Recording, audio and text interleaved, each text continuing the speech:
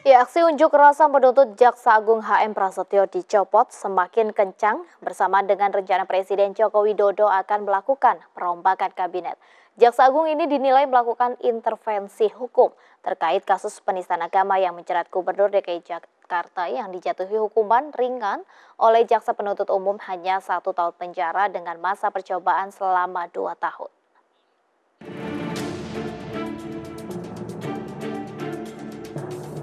Kesatuan Aksi Mahasiswa Muslim Indonesia atau KAMI menggalang aksi sejuta tanda tangan secara online untuk menuntut Presiden Joko Widodo mencopot Jaksa Agung HM Prasetyo dari jabatannya.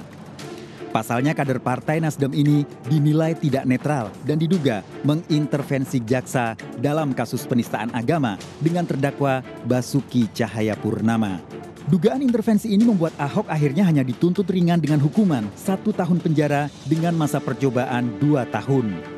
Setelah petisi online ini kita gulirkan, kita akan melakukan gerakan masif di banyak kota untuk kemudian tanda tangan itu, dan kemudian kita akan ajukan ke Presiden.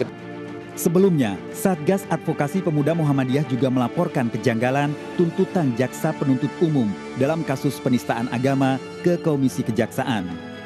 Komisi Kejaksaan Republik Indonesia sebagaimana yang kita minta adalah mengeluarkan rekomendasi kepada Presiden dan DPR RI untuk meminta pertanggungjawaban penuntutan terlapor kepada Jaksa Agung yang kami nilai itu patut diduga kewenangan penuntutannya dilakukan tidak independen. Karena ini kasusnya adalah kasus yang menarik perhatian publik, kita akan segera untuk memproses ini dalam rapat pleno yang minimal dihadiri oleh 5 orang dari komisioner. Ya itu sih wajar saja, tapi ada juga orang yang justru meminta supaya Ahok dibebaskan kan? Kan ada dua pihak yang saling berhadapan. Nah, jaksa tidak terpengaruh ke kanan atau ke kiri.